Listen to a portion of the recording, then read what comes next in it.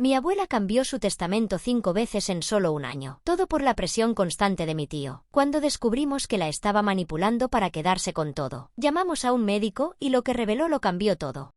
Mi abuela se llamaba Carmen. Tenía 82 años cuando las cosas empezaron a torcerse, pero nadie lo notó al principio. Era de esas personas que parecían hechas de hierro. Viuda desde los 60, había criado a 6 hijos sola. Mi madre era la mayor. Mi tío Javier, el menor, llegó 15 años después que ella. Mi abuela tuvo a Javier cuando ya pensaba que no podía tener más hijos. Mi abuelo ya estaba enfermo para entonces y murió cuando Javier tenía apenas 5. Eso creó algo raro en la dinámica familiar. Mi madre y mis otros tíos, Luis, Marta, Cecilia y Ramón, ya eran adolescentes o adultos jóvenes cuando Javier nació. Para ellos, él nunca fue un hermano de verdad, y mi abuela, por su parte, lo sobreprotegió como si fuera su último intento de seguir siendo madre joven. Crecí viendo esa dinámica. Javier era el consentido, el que nunca trabajó porque estudiaba, el que se quedó a vivir con mi abuela hasta los 35 años, el que no pagaba facturas, el que manejaba el coche de mi abuela como si fuera suyo. Mis otros tíos lo toleraban. Mi madre siempre decía ya cambiará cuando encuentre a alguien. Pero Javier no cambió, solo se volvió más astuto. Y mi abuela envejeció. No fue repentino, fue lento. Al principio, solo pequeñas cosas. Olvidaba dónde dejaba las llaves, confundía los días de la semana. Una vez me llamó por el nombre de mi padre, que llevaba muerto 15 años. Nos reíamos. Decíamos ahí está la abuela, tan despistada. Pero no era despiste. Era el principio del fin y ninguno de nosotros quiso verlo. Todo comenzó con una llamada telefónica. Era martes, 10 de la mañana. Mi madre llamó llorando. Eso ya era extraño, mi madre no llora. Es de esas mujeres que aprietan los dientes y siguen adelante pase lo que pase. Pero esa mañana, su voz temblaba. Tu abuela cambió el testamento. Dejé la taza a medio camino. ¿Qué? Ayer fue al notario con Javier. Firmó algo nuevo. Le dejó la casa a él. La casa entera. Intenté procesarlo. La casa de mi abuela no era una mansión,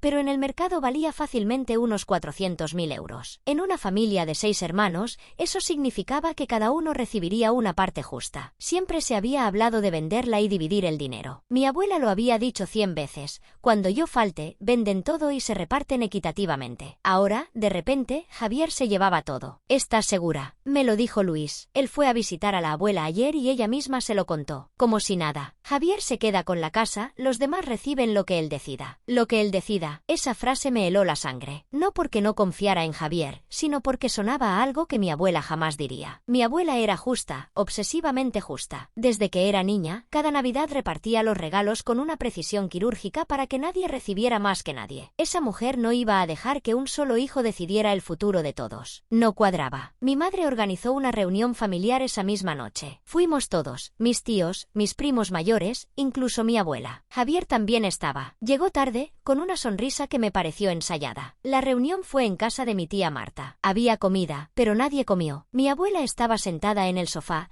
con las manos en el regazo, mirando al frente sin decir casi nada. Mamá, ¿por qué hiciste eso?, preguntó mi tío Ramón, que siempre fue el más directo. Mi abuela tardó en responder. Parpadeó un par de veces. Porque Javier me cuida. Eso nos golpeó a todos. Porque no era completamente cierto. Javier vivía con ella, sí, pero cuidar es una palabra grande. Él le hacía la compra, la llevaba al médico, le cambiaba las bombillas. Cosas que cualquiera de nosotros también hacía, solo que él estaba ahí siempre porque vivía en su casa sin pagar alquiler. Mi madre intentó explicarle. Le habló de lo injusto que sería para los demás. Le recordó que Luis había dejado de trabajar para ayudarla cuando mi abuelo murió, que Cecilia le había prestado dinero cuando la pensión no alcanzaba, que todos habíamos estado ahí. Mi abuela asintió, pero su mirada estaba vacía. Javier me necesita más, dijo. Y eso fue todo. Javier no habló casi nada durante la reunión. Solo observaba. Cuando alguien le preguntaba directamente, sonreía y decía es decisión de mamá. Lo miré. Él me devolvió la mirada. Y en sus ojos vi algo que no supe identificar hasta meses después. No era inocencia. Era cálculo. Las semanas siguientes fueron extrañas. Mi madre intentó visitar a mi abuela más seguido, pero cada vez que iba, Javier estaba ahí. No la dejaba sola con ella. Siempre encontraba una excusa para quedarse en la misma habitación. Estaba justo preparando el té. Iba a poner la lavadora. No quería que mamá se quedara sola por si se mareaba. Nunca antes había sido tan atento. Yo empecé a ir también. Los fines de semana. Noté cambios en mi abuela. Hablaba más despacio. A veces se quedaba callada en medio de una frase, como si hubiera perdido el hilo. Otras veces repetía la misma pregunta 3 veces en 10 minutos. ¿Cómo está tu trabajo? Bien, abuela. ¿Y tu trabajo? ¿Te va bien? Sí, te dije que bien. bien. Ah, menos mal. ¿Y cómo está tu trabajo? No era normal, pero tampoco era tan grave. Pensamos que era la edad. Pensamos muchas cosas equivocadas. Pero Javier no la dejaba salir. Esa fue la segunda bandera roja que ignoramos. Un domingo, propuse llevar a mi abuela al parque. Hacía buen tiempo. Ella solía adorar sentarse al sol, pero Javier apareció en la puerta de la cocina con los brazos cruzados. Hoy no puede. ¿Por qué? Ayer se mareó. El médico dijo que reposó. ¿Qué médico?, preguntó mi madre, que acababa de llegar. El de cabecera. ¿Y cuándo fue eso? El jueves. Yo la llevé. Mi madre y yo nos miramos. Nadie nos había dicho nada. Normalmente mi madre acompañaba a mi abuela a todas las citas médicas. Era su acuerdo desde hacía años. Pero Javier había empezado a llevarla él solo, sin avisar. ¿Por qué no me llamaste? Javier encogió los hombros. Fue de urgencia. No quise molestarte. No quise molestarte. Esa frase se volvería su mantra.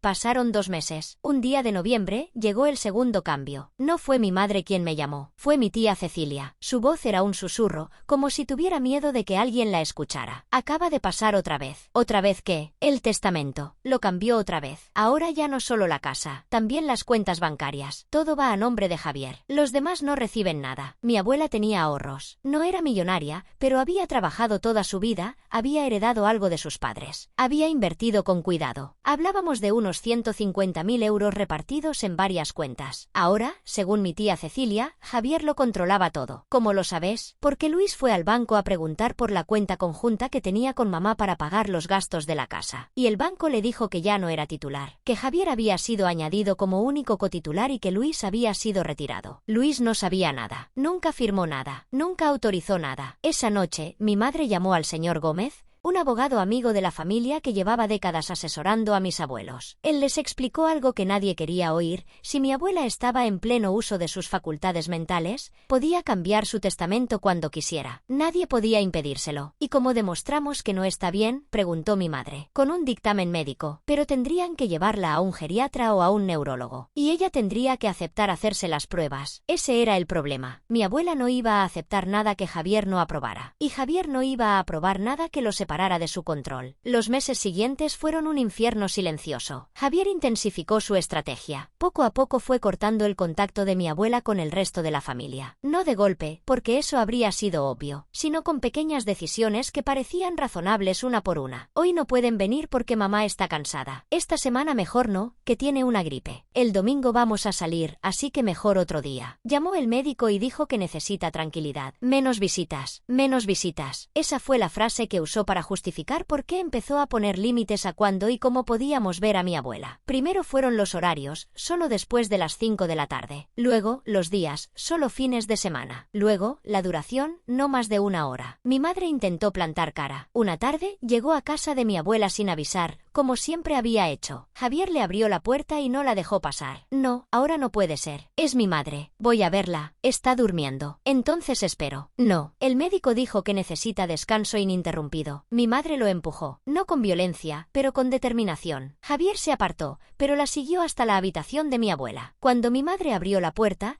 mi abuela estaba sentada en la cama, completamente despierta, mirando la televisión. «Mamá, ¿estás bien?», preguntó mi madre. Mi abuela la miró. Había confusión en sus ojos, como si Javier le hubiera dicho algo que no era verdad. «Claro que estoy bien, hija. ¿Por qué no iba a estarlo?». Javier sonrió desde el umbral de la puerta. Los labios apretados, los ojos fríos, la cabeza ligeramente inclinada como si estuviera observando un experimento. «Te lo dije. Está bien. Solo necesita tranquilidad». Mi madre se quedó 1 hora. Durante esa hora, Javier no se movió de la habitación. Se sentó en una silla junto a la ventana, mirando y escuchando cada palabra. Cuando mi madre se fue, lloró en el coche durante 20 minutos antes de arrancar. Decidí que yo también tenía que intentarlo. Un sábado, sin avisar, fui a casa de mi abuela. Toqué el timbre. Esperé. Nadie abría. Toqué otra vez. El coche de Javier estaba estacionado enfrente. Las luces de la sala estaban encendidas. Toqué una tercera vez, más fuerte. Finalmente, la puerta se abrió. Javier apareció en el marco, sin invitarme a pasar. «Hola, vine a ver a la abuela. Justo estábamos a punto de comer». «Pues comeré con ustedes». «No hay suficiente». «Mentira. Mi abuela siempre cocinaba de más». Pero Javier negó con la cabeza, firme. «Mamá está cansada. Volvé otro día». «Javier, soy su nieta. Solo quiero verla 5 minutos». «Otro día». y cerró la puerta en mi cara. Me quedé en la calle, sintiendo como la impotencia me subía por el pecho como ácido. Llamé a mi madre. Ella me dijo que había hablado con mis otros tíos y que estaban pensando en tomar medidas legales, pero que necesitaban pruebas. Pruebas de que mi abuela no estaba bien. Pruebas de que Javier la estaba manipulando. ¿Y cómo conseguimos eso? No lo sé, pero lo vamos a encontrar. Una semana después, mi tío Luis logró lo que nadie más había conseguido: entrar a la casa cuando Javier no estaba. Fue casualidad. Javier tenía una cita en el banco y Luis lo vio salir desde la calle. Esperó 10 minutos y llamó al timbre. Mi abuela abrió. Lo reconoció. Luis entró y vio el estado de la casa. No estaba sucia, pero había cosas fuera de lugar, facturas sin abrir sobre la mesa del comedor, medicamentos desordenados en la encimera de la cocina, la nevera vacía salvo por unos pocos alimentos. Javier no estaba haciendo bien su trabajo de cuidador. Luis se sentó junto a mi abuela en el sofá. Mamá, necesito preguntarte algo importante. Ella asintió. Firmaste un nuevo testamento, el que le deja todo a Javier. Mi abuela bajó la mirada a sus manos. Parecía mucho más vieja que sus 82 años, como si algo la estuviera aplastando desde dentro. Javier dice que es lo mejor, dijo finalmente. ¿Y vos qué crees? Mi abuela levantó la vista. Sus ojos se llenaron de lágrimas. No sé, ya no sé nada. Javier me dice cosas. Me dice que ustedes no me quieren, que solo quieren mi dinero, que si les doy algo, me dejarán sola. Luis sintió que el suelo se abría bajo sus pies. Mamá, eso no es cierto. Nunca ha sido cierto. Nosotros te queremos. Siempre te hemos querido. Lo sé, pero él me lo repite todos los días, todas las noches. Y a veces empiezo a creerlo. Luis la abrazó. Cuando ella se calmó, le hizo una promesa: vamos a sacarte de aquí, mamá. Vamos a llevarte a un médico. Y vamos a arreglar todo esto. Mi abuela asintió, pero había miedo en sus ojos. Miedo de Javier. Miedo de lo que pasaría si él descubría que había hablado. Luis se fue antes de que Javier regresara. Pero se llevó algo invaluable: la confirmación de que mi abuela sabía que algo andaba mal, de que no estaba completamente perdida, de que todavía había esperanza. Javier debió sospechar algo, porque en las 2 semanas siguientes ocurrieron 2 cambios más en el testamento. El tercero fue devastador en la práctica. Javier se nombró a sí mismo albacea único con poder absoluto para decidir sobre cualquier bien sin consultar a nadie. Eso significaba que, incluso si mi abuela cambiaba de opinión más tarde, él podía bloquear cualquier decisión que no le beneficiara. El cuarto fue el golpe final: desheredó explícitamente a mis tíos Luis y Ramón. Los eliminó del testamento como si nunca hubieran existido. ¿Por qué ellos?, pregunté cuando mi madre me lo contó. Porque son los que más se han quejado. Javier los está castigando, y mi madre está firmando todo lo que él le pone delante. Ya no podíamos esperar más. Mi madre contactó a una abogada especializada en derecho de mayores. Se llamaba Elena. Directa, sin pelos en la lengua. La primera vez que hablamos con ella, nos dijo algo que todavía me da escalofríos. Lo que describe suena a abuso financiero de persona mayor. Es un delito, pero demostrarlo no es fácil. Necesitan 3 cosas: un médico que certifique la incapacidad de su madre en el momento de las firmas, un perito que analice los documentos y testigos que puedan declarar sobre el aislamiento. ¿Y cuánto tiempo tenemos?, preguntó mi madre. Depende. Si Javier sigue presionando, podría hacerla firmar un nuevo testamento mañana, o podría empezar a vender bienes. Si vende algo antes de que ustedes actúen, recuperarlo será casi imposible. Esa noche no dormí. Llegó en enero. El 5º testamento en menos de un año. Esta vez, mi abuela no solo dejaba todo a Javier, también le otorgaba un poder notarial general. Eso significaba que podía actuar en nombre de mi abuela para cualquier cosa: abrir cuentas, cerrarlas, vender propiedades, tomar decisiones médicas. Todo, sin supervisión, sin rendir cuentas a nadie. Mi madre llamó a Elena a las 9 de la noche. Elena respondió en la primera llamada. Tienen que actuar ya, mañana mismo. ¿Qué hacemos? Primero, intenten sacar a su madre de esa casa. Si pueden llevarla a vivir con uno de ustedes, mejor. Segundo, consigan una orden de evaluación médica. Sacar a mi abuela no iba a ser fácil. Javier no iba a permitirlo sin pelear. Pero teníamos una ventaja: ella misma había dicho que quería salir. Mi tío Luis y mi tía Cecilia planearon la operación como si fuera un rescate. Decidieron ir un jueves por la mañana,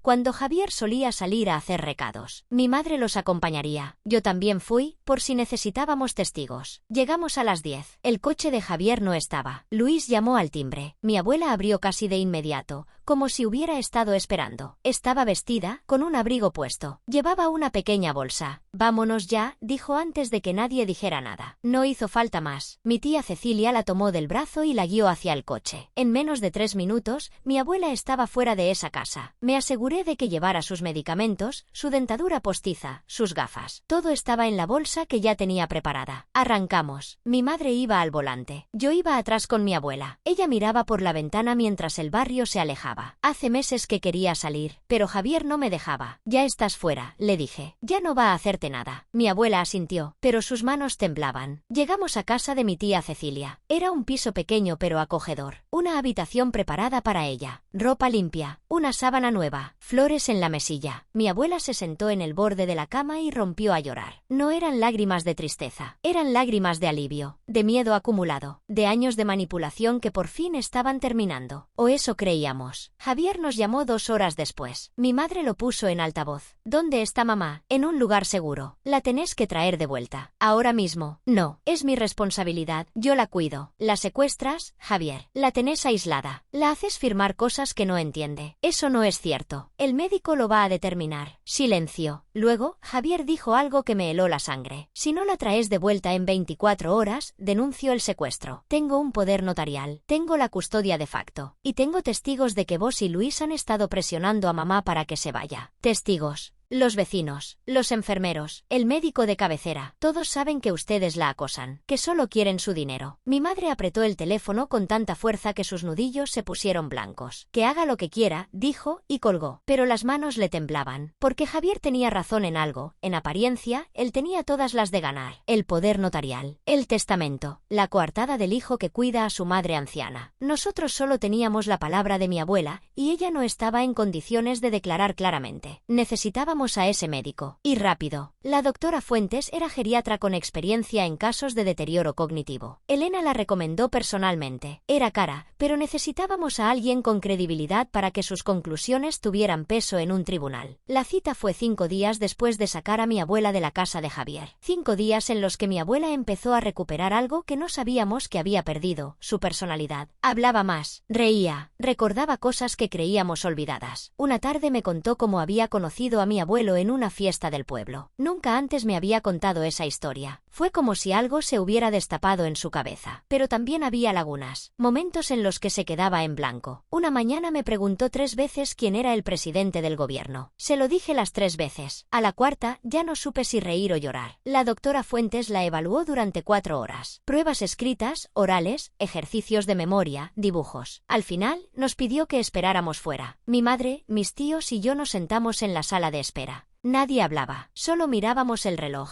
Cuando la doctora salió, su cara era seria. Su madre tiene deterioro cognitivo leve moderado. No es demencia avanzada, pero está en un estado fronterizo. Es capaz de tomar decisiones básicas, pero no de entender documentos legales complejos sin supervisión. ¿Eso significa que no estaba capacitada para firmar los testamentos?, preguntó mi madre. La doctora Fuentes asintió. En mi opinión profesional, no. No en los últimos 8 meses. El deterioro ha sido progresivo, pero ya era significativo cuando se firmó el primer cambio. Tuvimos el dictamen. Ahora solo necesitábamos usarlo. Elena nos citó en su despacho una semana después. Sobre la mesa había una pila de documentos que parecía una montaña: testamentos, poderes notariales, extractos bancarios, informes médicos, declaraciones juradas de vecinos. El caso es sólido, pero no es rápido. El proceso puede llevar meses, quizás un año. Un año, dijo mi tío Ramón. Mi madre tiene 82 años. Puede que no tenga un año. Lo sé, por eso vamos a pedir medidas cautelares. Queremos que el juez suspenda el poder notarial de Javier y nombre a un administrador judicial para los bienes de su madre. También vamos a impugnar los testamentos. ¿Qué probabilidades tenemos?, pregunté. Elena me miró directamente a los ojos. Con el informe de la doctora Fuentes, diría que un 80%. Quizás más. Pero Javier va a pelear. Va a traer sus propios médicos. Va a decir que ustedes presionaron a su madre. Va a hacer todo lo posible por desacreditarlos. Entonces peleamos, dijo mi madre. Y eso hicimos. Los primeros meses fueron un infierno de papeleo. Declaraciones juradas aquí, recursos allá, notificaciones por todas partes. Javier contrató a un abogado que se especializaba en herencias y que tenía fama de ser despiadado. La primera vista fue en marzo. El juez era un hombre de unos 60 años, con gafas de media luna y una expresión que no revelaba nada. El abogado de Javier argumentó que mi abuela estaba en plenas facultades al firmar los testamentos, que las pruebas médicas eran parciales, que, en realidad, éramos nosotros quienes queríamos controlar el dinero de mi abuela. Mi madre casi salta de la silla. Mi tío Luis tuvo que sujetarla del brazo. Luego habló Elena. Presentó el informe de la doctora Fuentes, línea por línea. Mostró las contradicciones en las fechas de los testamentos. Señaló que Javier había cambiado el testamento 5 veces en un año, una frecuencia anormal incluso para alguien con plenas facultades. No es normal cambiar el testamento cada 2 meses, especialmente cuando todos los cambios benefician a la misma persona, especialmente cuando esa persona es quien acompaña a la testadora al notario, especialmente cuando esa persona ha aislado a su madre del resto de la familia. El juez tomó notas. No dijo nada, pero su pluma se movía rápido. Al salir, nos encontramos a Javier en el pasillo. No nos habló, no nos miró, pero vi cómo apretaba los puños. Sabía que estábamos ganando terreno. El punto de inflexión llegó con un documento que nadie esperaba. Mi tía Marta había estado investigando por su cuenta. Consiguió las grabaciones de las cámaras de seguridad del notario donde mi abuela había firmado el cuarto testamento. En las grabaciones se veía a Javier susurrarle algo al oído antes de que ella firmara. Se veía como ella parecía confundida, como miraba el documento sin entenderlo. Y se veía como Javier sostenía su mano sobre el papel, guiándola hacia la línea de firma. No era violencia física. Era peor. Era manipulación en cámara. El abogado de Javier intentó argumentar que solo estaba ayudando a su madre mayor, pero el juez pidió una copia de las grabaciones y las estudió durante días. También conseguimos declaraciones de 2 vecinas que habían visto cómo Javier le gritaba a mi abuela cuando nadie más miraba. La señora Morales declaró haber escuchado a Javier decir: si no firmas, te meto en una residencia y no volvés a ver a nadie. Esa frase fue la gota que colmó el vaso. El abogado de Javier intentó desacreditar a la señora Morales. Dijo que era una chismosa, que tenía problemas de audición,